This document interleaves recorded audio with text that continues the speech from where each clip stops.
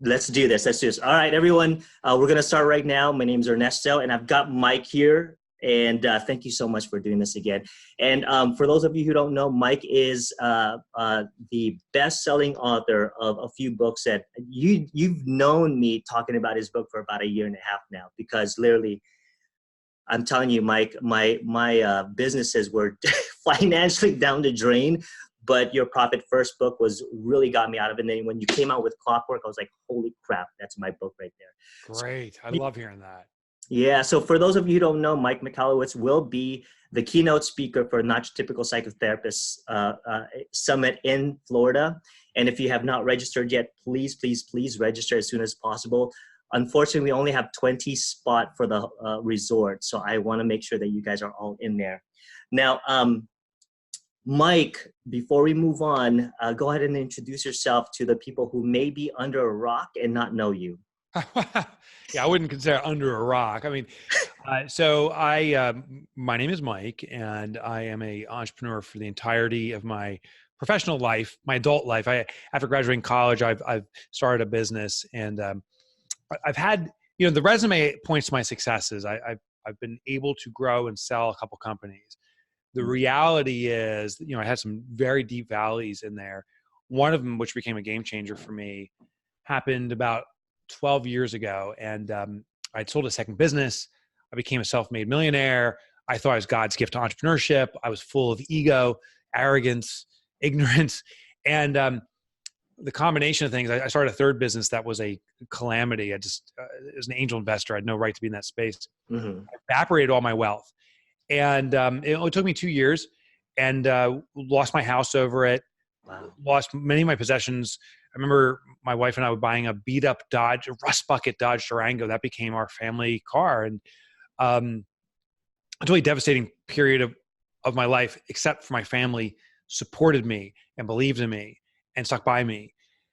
But also it woke me up to that I didn't know much about entrepreneurship. Those early successes were very much rooted in good fortune, good timing, but that there was a lot of fundamental elements of business that I had to relearn. And I started to journal for myself. That became actually my own version of therapy for myself, was journaling, just writing, not writing like successes, like I had a wonderful day, trying to look for I just wrote down whatever came to me. And I was really angry at myself and upset I didn't understand certain principles. So I started writing down things about entrepreneurship I didn't understand and challenging them. And one of them was profit. I always thought profit was the bottom line. I now believe that's total nonsense. I believe that a business was successful based upon your grind and hustle. I believe that's a total joke now. And so I was going through all these principles, and they started to become books. And so today I'm a full-time author. I write for small business owners, all different industries, therapy to pizza shops and everything in between. Love it. Which honestly, pizza is kind of a form of therapy. Yes, it is. Right. Especially the ones with pepperoni and. Oh my God. Yeah. So that's funny. So that's what I do now. And I do still own businesses that have spun out of my books, but I just write constantly. And Clockwork is my most recent release. I literally finished my manuscript for my newest book. I heard. Yeah, just yesterday. Yesterday I turned it in. And I'm starting to work on the one after it. So it's just this is why I believe this is my life's calling. Awesome. We resonate with your message. And I got to tell you this, within the world of mental health, many of us we were not taught the business side, the entrepreneurial side. And all of a sudden, all of these private practices are coming up and all of those things. Now, your book really resonated with me. Your Profit First did incredible for my life, financial life. But this one really resonated with me because there's one thing that you mentioned in here over and over again in the book is that unfortunately entrepreneurs have been so used to with the grinding, every single day grinding, trying to stay afloat with the business, right? Now, the difference between the mental health world and any other professions is that you have clinicians, therapists who are seeing clients every single day with heavy emotional responses, heavy emotional things that they're going through relationship. And on top of that, they're trying to build a business. Now, when you have that emotional, psychological badgering all day, some of us are seeing clients, 6 to 8 clients a day. And on top of that, we're going home and trying to build this empire, right? So I want you to speak to the community, to the idea that, one, we've been sold into the fact that we are so used to the busyness of life that we forget. And I just love your story about you. Basically, you regained your relationships by having your business be some sort of a clockwork, correct? Yeah. Yeah. So, I guess an analogy we could pull on, I don't know if it's a great analogy as I think about it here, but is if you're preparing to run a marathon and before every day's practice for your marathon training, you decide to run sprints for 8 hours in that day and then try to run a marathon, I presume you're going to be so exhausted, your body's going to be so beat up that it's actually will serve you better just to rest than to do anything. But then if we return and do sprints the next day, now we're in a pattern of becoming a sprinter, not a marathon runner. And those are two different activities fully. Well, in our business, if you're sprinting through the day by let's care for this client, you'll never be in the position to run the marathon of a business. And what I find most entrepreneurs do, and this is every industry, but particularly professional services, like the industry you're in, is we carry the business on our back. And we have all the excuses and reasons to do it. Say, listen, there's no one as talented as me. No one can resonate with the clients as me. I've never seen a sustainable business run on the owner's back. If the mentality, if the mentality is scaling my business by working harder, there's a certain point where you're exhausted. And if you do believe that mentality, all you have to do is look at your own history. If you've been working your tail off for at least the last year and it hasn't driven your business growth forward, it's never going to work. And most of us do it for the lifetime. And that's a definition of insanity, of repeating the same pattern, working harder, expecting all of a sudden one day the business will finally get it and work on its own. Yeah. So, and listen, I'm not trying to be confrontational. I'm just saying I too live with that mentality. And the realization I had is that we can either be a doer for our business or we can be a designer of outcomes. Wow. A doer is someone that executes the process. A designer is someone who choreographs the resources around us, which maybe is other people. It's even our clientele themselves, vendors, to achieve the outcome we want. It's I believe true entrepreneurship is having a clear vision of where you want to go and start organizing your resources to get there. And it requires that the first thing you do is work on the design. And I realize as you're transitioning, you will be called to become a doer.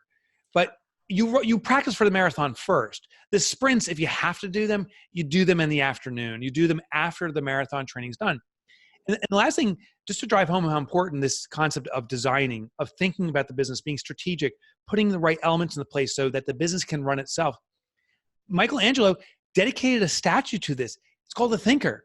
There's literally a statue of some naked guy sitting there with his yes, contemplating. And he dedicated a statue to this most important part of evolution. The funny thing is there is no statue called the doer. Like there's no statue there of some woman pulling her hair out on a cell phone trying to cater to a client. So we just need to set a new expectation for ourselves. We are not the doer, we're the designer of outcomes. We commit to the first thing we do every day is working on improving the business, to choreograph the resources around us, to slowly but persistently remove the doing work from ourselves and allocate to other people, and ultimately remove ourselves from the business fully so the business is running without us. That's the goal. I just absolutely love that. One of the questions that you pose over and over, in fact, in the first few pages was, will you be able to step outside of your business and your business run on its own? Holy freaking crap. That you mentioned that, I was like, no, in the very beginning, a year ago, no, there's no way. But now I'm going to Italy in a couple of weeks. Nice, brother. Right. And so now I know that my business can thrive without me being there. But that is just an important question to ask all of us in the mental health community is, if you walk away, will your business be able to withstand? Now, the next question I'm going to be asking you is, what are the steps to get to that place of having business going? So there's a few steps, but they build upon each other. And when I did the presentation, I'm going to share far more than we can tackle in this call, plus some insights I've had since I've written the book. I'll share one thing though, just to give you a little teaser, that's not in the book, but perhaps is one of the key elements to successfully removing yourself from running the business. And listen, when you remove yourself from the business and business doesn't depend on you, it doesn't mean you're out of a job. It means you have the right now to choose how you insert yourself in the business. Wow. You can do what brings you joy. Like congratulations, you own the business. If you get joy out of doing some therapy sessions, do that. By all means, do that. But if you are beholden to the business to do certain things, that's not a business that runs itself. So that's the key. When I meet therapists, when I meet anyone, at a cocktail party or something, I'll ask people, what do you do? And people ask me too. And they'll say, I'm a therapist or I'm an author. We very quickly go to our default doing language. The challenge I've put out there for other people, and I've put out there for myself too, and I've been doing this now for a long period, is call yourself a shareholder, which is bizarre. Like, you'll be at a dinner party, and someone's like, what do you do? Say, I'm a shareholder of a therapy business. Like a shareholder, like a deer in headlights, right? But think about it. If you're a shareholder in a public company, I own some stock in Ford. Like when Ford sends me a distribution check, I don't go, oh man, I need to head down to work on the line for a little bit. Wow. Yeah. I don't cruise down to the Ford factory either and say, hey, this money's yours. I don't deserve this. I should plow it back in the business. When I get that distribution check from Ford, I say, I've taken on risk. I've invested in this stock. I want the valuation to increase. This is a reward for taking on that risk. When you start a business, to be explicitly clear, you are a shareholder, usually of it's called a tightly hold private stock, meaning you may own 100% of stock, but you are a shareholder. And the responsibility of shareholders is to give direction. I'm on the board. I mean, I'm not on the board, but I vote for the board of Ford. You're on the board of your organization. Your job is to render opinions and give it strategic direction, but board members don't come and work inside the business. You're a shareholder. And just by changing the terminology, and I go to therapy, I know the importance of labels. If I say I'm a loser, I'll start behaving consistently. Oh, wow. Right? If I say I'm a winner, I behave consistently with that. If you say you're a therapist, you'll behave consistently with that. If you say you're a shareholder. Right. You'll behave consistently with that. And so I want you to own a new label. This is the starting point. And I know how awkward it is in the beginning. It's like, this is kind of weird. Of course it is. Wow. Start calling yourself a shareholder, and then you'll start behaving that way. And the goal of a shareholder is never, ever work in a business. It's never been done in the past, and it should never be done in the future. Your goal is to give strategic direction to the business, and you'll start behaving more and more consistently with that. That's the starting point. There's more steps, but that's the starting point. Yeah. I got to tell you, I got goosebumps because this really resonated with me because, I teach positive psychology in the university system. Well, I used to.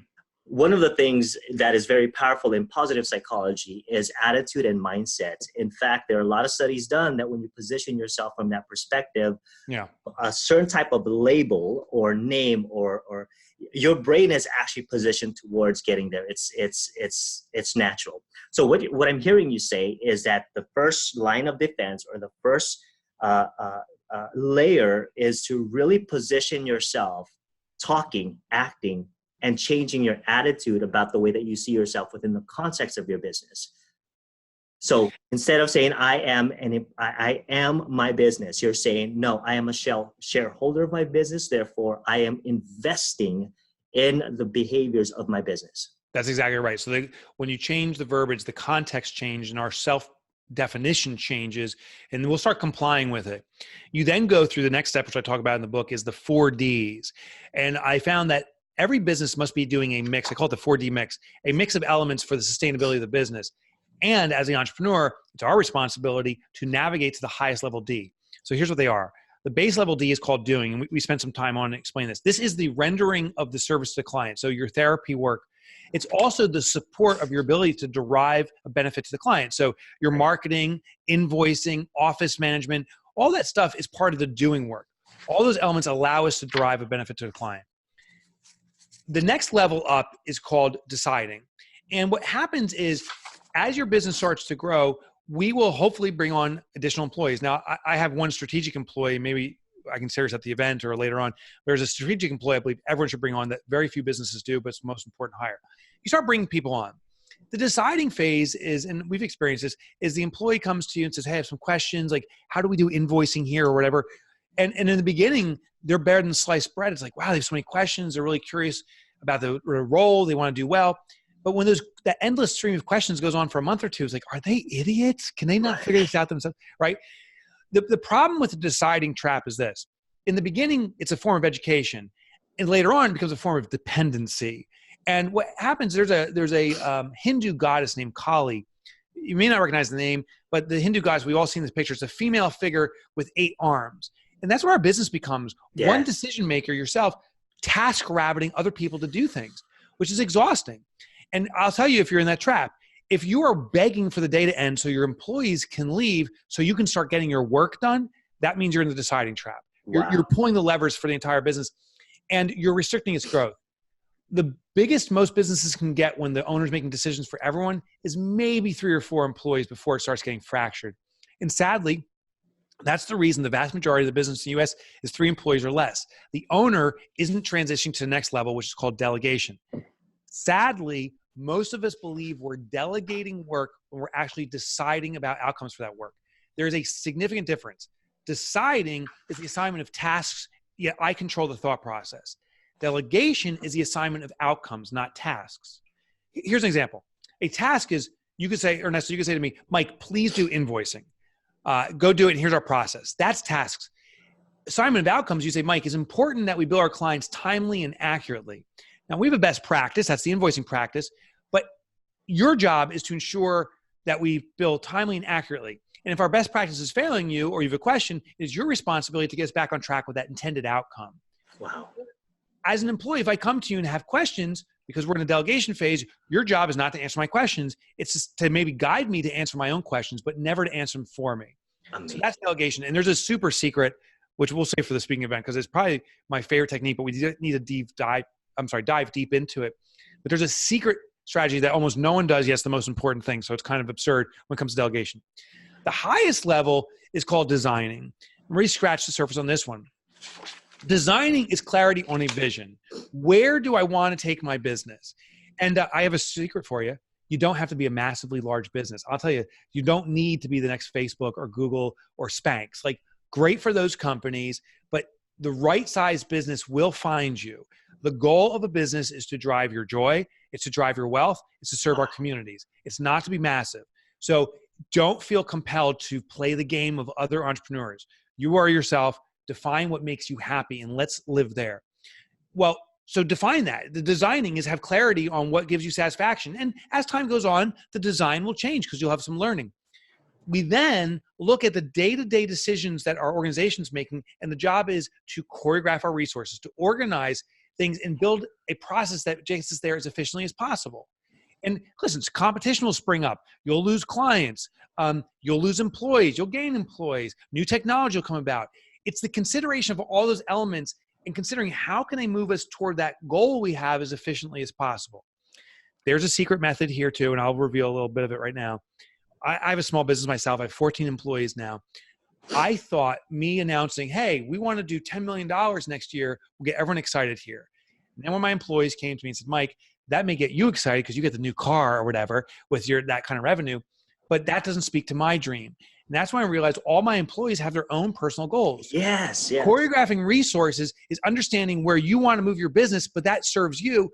Also, how does it complement everyone else's individual personal goals? And if you can organize everyone to be on a path that achieves their goals while achieving your goal, now you have a very motivated team to drive everything forward. That is a powerful way to kind of drive the whole collective system, right? It's not all about just you. It's considering every single players within that system. And it sounds like you're really inspiring people to not only pick up your dream, but also get inspired by it and move forward. Now, one of the things, I want to pause just a little bit. For those of you who just joined in, and many of you guys are, I want you guys to pick up the book, all right? It's also linked on the website. This is the book that we're talking about. And many of the things that Mike just said with the 4Ds, it's on page 24. Because Mike, I just told them. You had it marked down. Yeah, to make sure that they have their books in hand as well too. So pick up the book, huge. Now, here's one of the things I do want to ask you, which really I want you to explain just a little bit, is this idea of survival trap. Oh yeah. That's a theme that's throughout many of my books. So I wrote about that in Profit First. I wrote about it in the Pumpkin Plan. I'm actually writing about that in my newest book too. Not tackling the core issue, but identifying what this problem is. And I don't know if we can do this live, but we'll try. We'll try. What I want everyone to do right now is take your two hands, and one finger in each, and I want you with your right hand plop a point on the desk. Okay. Then what I want you to do, wherever you're pointing the desk, is draw with your other finger from that point out in any direction you want to go that gets you away from that point where you are now. So your first finger, we're going to call point A. Move your other finger out, and that's called point B. Okay, now here's the tough part. I want you to drop your elbow on your right hand down. And my question is, did this finger take you to your elbow? And, okay. And for most of us, it didn't. For most of us, we just drew any direction. And this is how this identifies the problem we have. Most of us say, I'm at point A, and the problem having point A is financial struggle or employees, or I'm overworked. And the best thing is to get out of point A. So we take a direction of, hey, let's just try to get on any kind of client, even though they're not necessarily within the field that we specialize in. We need the revenue. Or I'm going to make that higher just because I need to hire someone quickly to get work done. Or we're going to change our pricing structure just to get more clients in. We make decisions that get us away from point A, but don't drive us toward the goal of where our elbow is. The survival trap is escaping A, and we're at the new spot, and then realizing the next day, this is just as crummy here. And then we try to escape from it. Our businesses kind of grow in a very randomized 3 steps forward, 5 steps back kind of pattern, and we get so frustrated.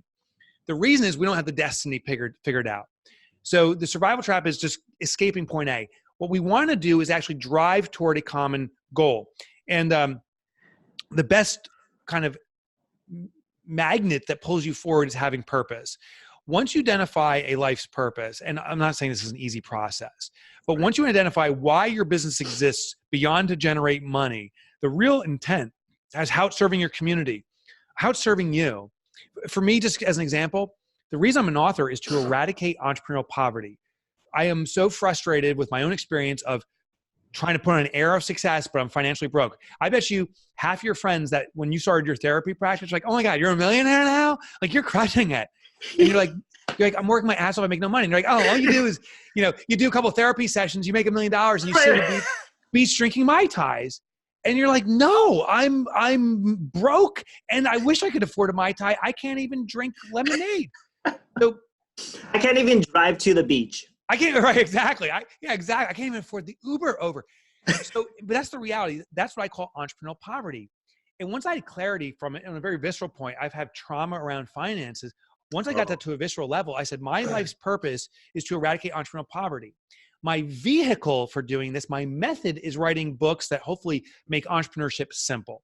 With those two elements, I drive forward, and every decision I make now is that eradicating entrepreneurial poverty? Is it delivered through powerful books? If not, I am in a survival trap. Yeah. I challenge everyone listening in right now is why did you start your business? Beyond just making money, why is it so important to be of service? Right. Do you have a family experience? Maybe someone that struggled and did not have mental therapy available to them. They could have benefited from it for mental health.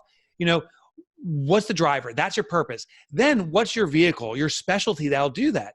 Now you have the two kind of checkpoints that will drive you consistently to delivering on that, and you'll stop this aimless growth.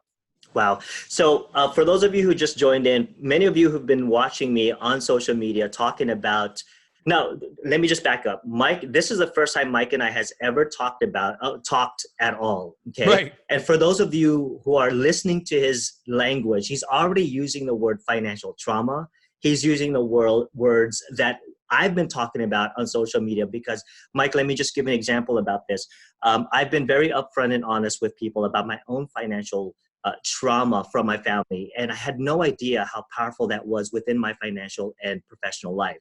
Yeah. So in your book, you kind of go into this whole trap thing. And this is the reason why I resonate with it, because not very many people in the entrepreneurial therapist world are addressing their financial trauma. And if you don't do that, right, you will repeat the cycle over and over again. And I'm glad that someone outside of our field is writing about it. Yeah, well, here's the irony. To your point earlier, we get all this professional training on doing the work, but not managing, running the business, designing the outcomes. And basically, if you're right-handed, I'm right-handed. If you're right-handed, but you were raised that you have to be left-handed, and it actually used to be the reverse. So I grew up in the 70s. If you were left-handed, that was still kind of like weird, and you were forced the other hand. You will grow a competency on the other hand, but you'll never be extraordinary because that's not your specialized talent. Exactly. If they would just leverage what you're good at. The funny thing is, you've been told, go left-handed, master therapy, great at it, but you've also decided to run a business. Chances are you have a natural talent in it because you could be working for someone else. You could be delivering your services through someone else, but you felt this calling or this desire or there's some logic or some reasoning to start a business. To me, that points to a natural tendency, a natural strength. Yet since we haven't ever used that hand, it's awkward. It's like when I first threw a baseball, which I still can't throw, so we can develop it. But to think that we're not capable of it is the grand mistake. I'm saying the fact that you did it, there's a natural tendency there. We just need to develop it. And it will take time to get through this, but it's through repetition that you get stronger and stronger at it. And it goes back to our starting point. Stop calling yourself even an entrepreneur. Stop calling yourself a therapist. Those are things you were trained to do. That's great. Start being a shareholder and start aligning with that name. And yes, it'll be awkward at first, but over time you'll find, since that's your natural tendency, it's probably your natural strength. Mike, I got to tell you, have you ever considered being a therapist? I don't know. I go to a therapist. Yeah, no, I don't. No, I haven't. It's funny. So I go to a therapist, and the crap I dump on my therapist, I'm like, I don't know how anyone can deal with this stuff. Like, by the end of a session, I'm frustrated with myself and my weirdness. No.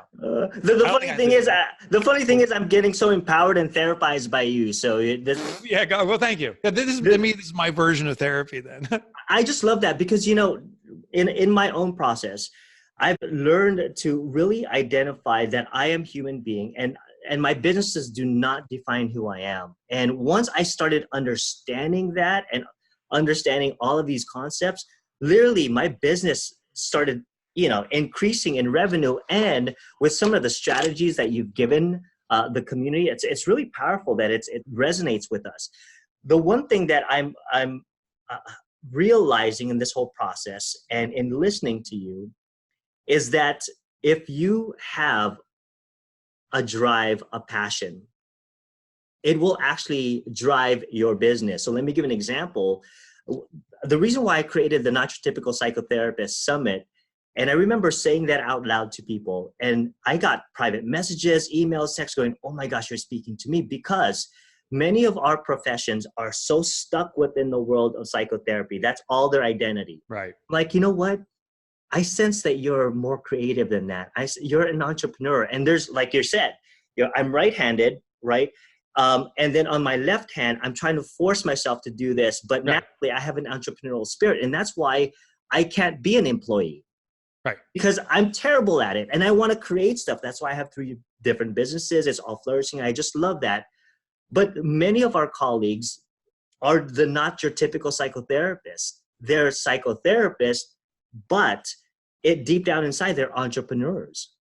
Yeah, that's why I love your conference, Ernesto, is the people who show up at your conference are clearly committed to learning their natural side, the entrepreneurial side. I just returned from a conference for auto mechanics, and in the room were 1,000 auto mechanics who had a realization they're not auto mechanics. They own an auto shop. They have auto mechanic skills, but they are business owners. And the challenges they face are radically different, because the mechanic works at the mechanical level. They have to be versed at the new technology, the new cars, the new whatever. A business owner needs to look at the holistics of how do you move a client from inception to conclusion where they're happy and they happily pay you? How do you retain that customer? How do I keep employees motivated? How do I reduce costs? It's an entirely different skill set. And yet most mechanics were not there.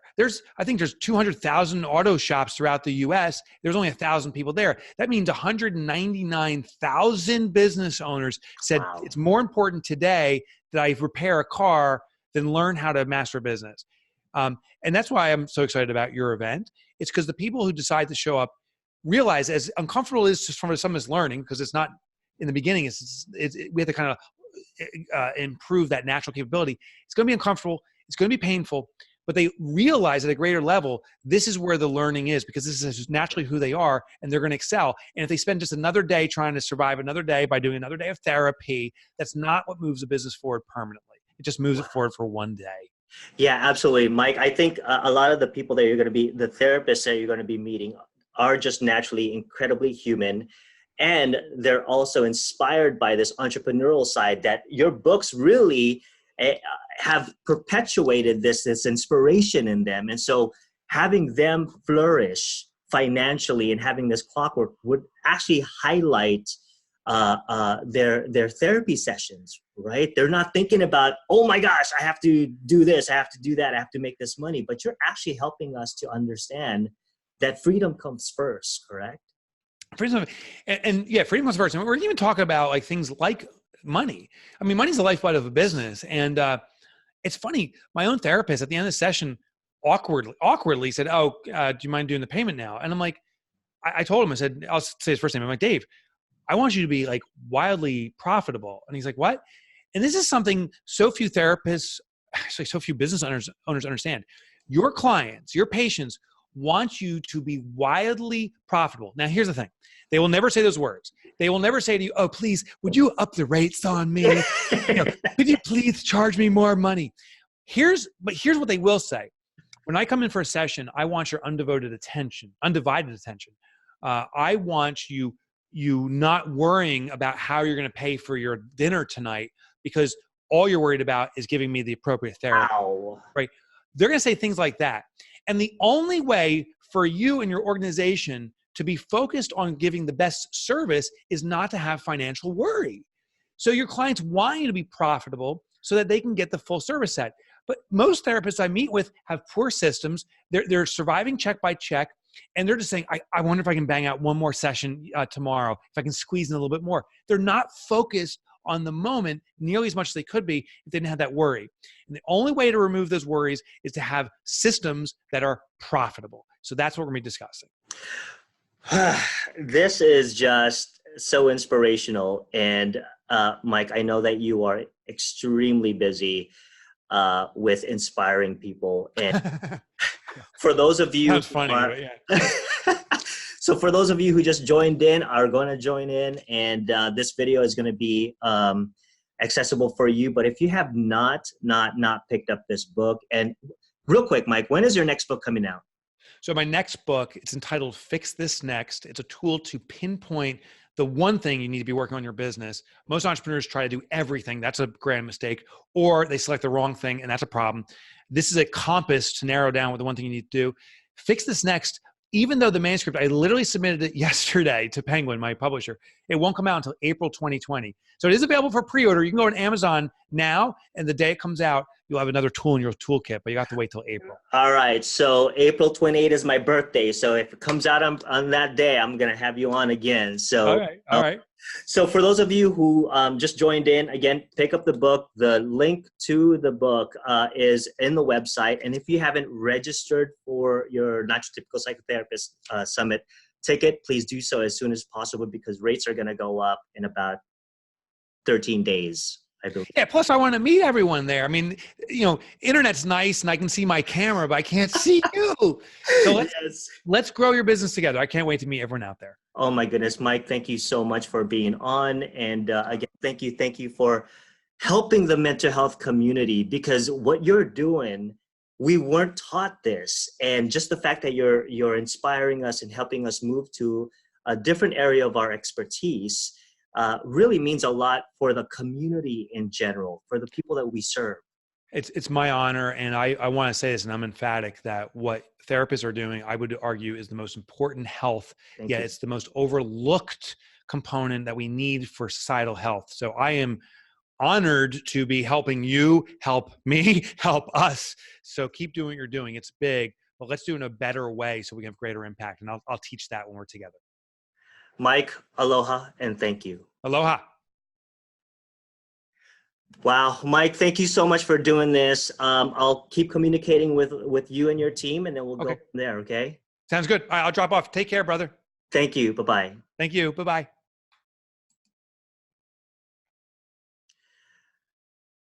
Okay, everyone, for those of you That was amazing. That was absolutely amazing.